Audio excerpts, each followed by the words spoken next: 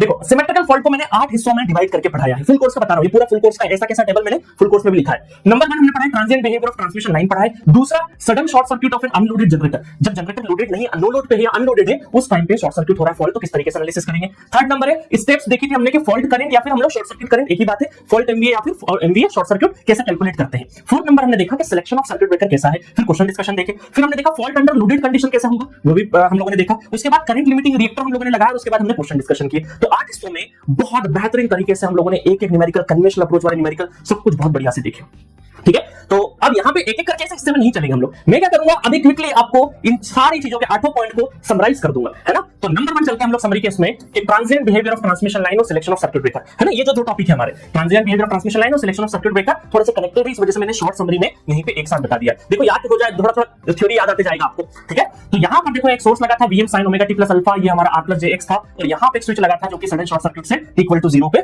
0 होता था, ठीक है। तो यहां पे जैसे ही 0 होगा तो यहां पर क्या होगा, कोई भी फॉल्ट आता है हमारे ट्रांसमिशन लाइन में तो उसमें दो कंपोनेंट होते हैं, एक तो जनरेटर साइड से आ रहा है, बाकी कुछ एनर्जी आपकी हमारी ट्रांसमिशन लाइन या फिर नॉर्थ साइड में कुछ एनर्जी स्टोर होती है वो डिसिपेट होती है, जिसका नेचर हम क्या बोलते हैं डीसी ऑफसेट करंट। इसका मतलब जो हमारा टोटल करंट होता है उसमें एसी कंपोनेंट और डीसी कंपोनेंट दोनों आते हैं। एसी कंपोनेंट को हम लोग सिमेट्रिकल स्टेडी स्टेट वैल्यू भी बोलते हैं और डीसी को बोलते हैं डीसी ऑफसेट करंट। तो ये जो करंट है हमारा टोटल करंट, इसमें एसी और डीसी ऑफसेट करंट दोनों रहेगा, एसी सिमेट्रिकल बोलेंगे और डीसी को ऑफसेट बोलते हैं, ठीक है। बट डीसी का जो कंपोनेंट है वो एक्सपोनेंशियली डीके नेचर का होता है, थोड़ी देर बाद वो क्या हो जाएगा 0 हो जाएगा। तो मैं जब इन दोनों को एसी और डीसी जब दोनों आए हैं तो इसको बोलते हैं हम लोग असिमेट्रिक नेचर। याद है आपको, मैंने कुछ इस तरीके से ग्राफ बनाया था, मैं ग्राफ प्लॉट नहीं करना चाहता पूरी तरीके से। देखो ये एसी के प्लॉट बनाए थे ये एकदम, है ना, और डीसी का इस तरीके से प्लॉट था ये एक्सपोनेंशियल डीके, अच्छे से नहीं बनाया, थोड़ा सा नीचे नहीं जाएगा, है ना। और इन दोनों को जब लिया था मैंने तो ये थोड़े से ये इस तरीके से आ रहा था।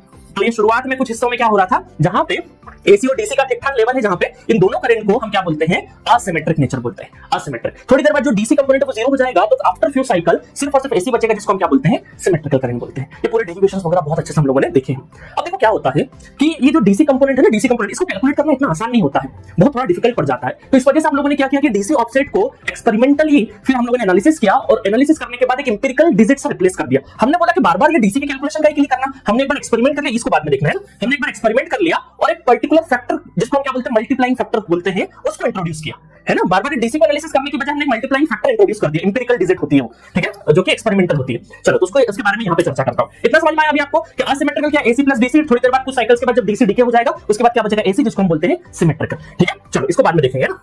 अब देखो करंट दो टाइप के होते हैं, दो टाइप के करंट में अगर हम लोग देखें तो मैक्सिमम मोमेंटरली करंट जिसको आईएमएम भी बोलते हैं और दूसरा हमारा सिमेट्रिकल करंट। तो हमने देखा था कि इसको जब हम लोगों ने पूरी तरीके से एनालिसिस किया और इसका मैक्सिमम देखा, क्योंकि हम चाहते हैं कि जैसे फॉल्ट होता है जिस टाइम पे फॉल्ट होगा, तो ये हुआ ये fault point equal to just equal to 0 plus पे, तो उस टाइम मैक्सिमम कितना करंट जा सकता है वो हम लोग देख रहे हैं। तो हमारे डेरिवेशन के हिसाब से क्या आया था